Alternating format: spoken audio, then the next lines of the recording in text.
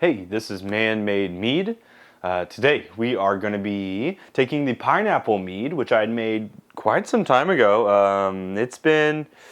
We're looking at 10 months of age, and we're going to be finishing it basically. So let me show you what I have here. I did a experimental test to see whether pineapple does better as far as flavor imparting in the primary or the secondary in the mead. So here you see my two meads, and this is my honey I'll use in a little bit, and I'll explain why. They're two different colors, and that's kind of interesting to me. This had pineapple in the primary, and I have all my information on it written here. This was pineapple in the primary. Basically, I just made my traditional, put my pineapple chunks in it. This had pineapples in the secondary, so it started off with a primary fermentation of just a traditional, then adding the pineapple chunks in the secondary. Color difference, we're also going to talk about a taste difference. So let me go ahead and show you guys, or tell you guys about what it tastes like that's a little bit different. And then we'll talk about the next steps. So in my left hand, this had pineapple in the primary. In my right hand, or your left right now, this is the pineapple in the secondary. So what I remember of tasting these a long time ago is there is a pretty distinct difference between the two. But let's see what aging has done with this. Smelling wise, the pineapple in the secondary smells a little more citrusy, has more of that bite smell. Well, bite smell too, doesn't really make sense. Has more of a kick to it, I guess. This is a lot more smooth as far as not as much citrus, more sweet than bite. Okay, so let's taste it. Interesting. Yeah, the pineapple in the secondary, I think you get certain flavors, like more. I get more of the beginning of biting into a pineapple, which is. I distinctly recognize it as a sweet flavor and not really so much bitter. There's a good amount of honey character. I think that the age has helped with that a lot. It's very light and crisp, which is good. It's easy to drink. Definitely not sweet though. It's definitely got a lot of tang to it, a lot of that citrus character that's pretty in your face, and I think some sweetness could help with this one for sure. Let's try the one with the pineapples in the primary. Definitely smoother. Not as much bite. Also not characteristically super pineapple. Like there's no stage of the pineapple that I get from this. Whereas this was like the beginning, you get that flavor. This is like a hint of pineapple. Could also be that I've had both of these now, and so my palate is, having its time. But it's still light, pretty easy to drink. It's actually a little sweeter. I think because there's not as much bite to it, it makes it feel more sweet.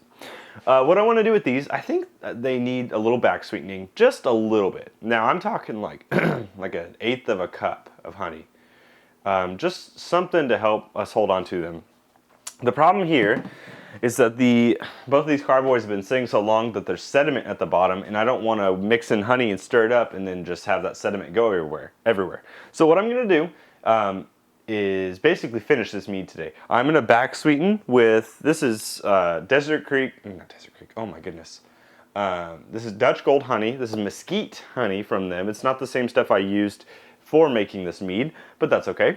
We're just going to use a little bit of this. I will move each one of them into a bucket, and then we'll stir in our honey so we can back sweeten just a little bit to counteract that super bitter taste, especially in the wand, and then to really help, just generally, I think, make the mead more enjoyable. And then we will go ahead and bottle it. So there's a lot to do. Let's go ahead and get started with just moving it into a bucket, and then I'll show you the back sweetening process. Okay, so I finished moving them into two different buckets, and now we are going to add some honey. So what's going to happen here, I have a sanitized spoon that I'm using, and what we're going to do is take and put our honey into each one, and we're going to kind of use a little taste test system to figure out exactly how much we want to put in, rather than just guess. So I'm going to lightly, I'm just going to put a little bit in. Stop right there, not a ton. Let me do the same thing over here. Just put a little bit in. I don't want to go too crazy. Okay. That's good. So now we're going to take and stir each one. Now, like I said, this has been sanitized, which is important because we don't want any bad bacteria to get in. We also don't want to stir too vigorously, because what happens when you do that, essentially you just add oxygen into the mead, and if you know anything about alcohol, oxygen and alcohol are not friends. So I'm just lightly stirring like this, and I'll go ahead and do this, and then I'll stir this, and then we'll take a quick taste test to see if we kind of got it to where we want to be. So I'll be back in a moment with our taste tests. In my right, your left, this is the pineapple in the primary, and this is the pineapple in the secondary. So let's go ahead and get a quick taste test. One thing you'll notice is that we've already lost some clarity, just a little bit of clarity in these, because honey tends to be something that doesn't necessarily add clarity. In fact, it makes it worse. Sorry, my camera's not focusing. Now, let's see pineapple in primary. Ooh, that's pretty good. A little bit of sweetness in there that helps it out. Wow, that's pretty good. Keeps the essence of the pineapple while still having kind of sweetness. It's an enjoyable drink. Let's try the secondary. Same thing. Very enjoyable. A little more bitterness to this one, but that honey helps break down the bitterness. Makes it pretty good. Honestly, I'm content with this. I should also mention, I didn't before, this has been stabilized. I stabilized it like months and months ago. Had I not stabilized it, and I would not have added honey like that without fear of carbonation picking up. So obviously, if you add more honey in, the chances of yeast coming back to life and basically fermenting, adding CO2, carbonation happening is bigger. But because I stabilized, we're good. I don't need to worry about anything like that. Next step is going to be to bottle it. So bottling is pretty easy. What I'm going to do is get my whole little operation set up real fast. Essentially, it's just a auto siphoning and a bottle wand into each bottle. And I'll use some wine bottles. I'll use some beer bottles. I'm going to use a mixture of things, basically just to have different bottle sizes. So let me show you my operation real fast. Here's my kind of jerry-rigged operation for right now. What I do is I elevate whatever I'm moving from, and then I have a bottling wand at the end of an auto siphon, as many of you know. Stick it into the after sanitizing, stick it into a bottle, and get it started first. Then gravity does the rest, and I fill up each bottle. I'm anticipating probably not too many bottles. I've got more bottles over on this side if I need more. I fill up each bottle to basically the brim, at which point I stop, move to the next bottle, and then afterwards I'll go ahead and cap it and cork them. So it's pretty easy. I'm going to go ahead and do both of these real fast, and then I'll be right back. I finished corking and capping all of them. I ended up with about 2 wine bottles worth of each one, as well as 6 beer bottles. I like the beer bottles. They're smaller. It's easier to just have a little sampler, so to speak, take it somewhere. The wine bottles are great for aging, and I'll age them long term. I am calling this, if I didn't mention before, Pam Meadsley, because it's the pineapple mead, so P-A-M, and then I really like The Office, so I think Meadsley is kind of funny. The Pam Meadsley.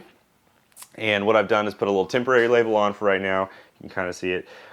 In the future, I'll have true labels, and if you know anything about my labeling, I'll try to make it look official. Anyways, I don't have the labels printed out yet. I will be doing that very soon, and it should be fun. So stay tuned for that to see that in the future. I hope you guys have enjoyed this video. There are lots of ways you can support the channel. The first one's, of course, just subscribing and liking videos. Lets me know that you like the content, and leaving comments just helps me. But then if you want to go further, you can support me on Patreon for as little as $2 a month. You can be a patron who continues to help me make videos. You get access to content early. You also get access to exclusive content, pretty fun stuff. Another community you can be a part of is the Facebook community. Is my Facebook page, and then there's a group where we get to all talk about mead making. It's pretty active. It's a lot of fun. There's also things like a merchandise store for t-shirts. There is a P.O. box if you want to send me something. And of course, I think I have an Instagram. I don't use Twitter really, but I've got some other social medias. Follow me on those things, and you'll keep in contact with me. So I hope you guys have enjoyed this. If you're inspired by this video, try to make your own peppermint pineapple mead, and let me know how it goes. So with that, I hope you guys have a wonderful day. Leave your comments down below, and cheers.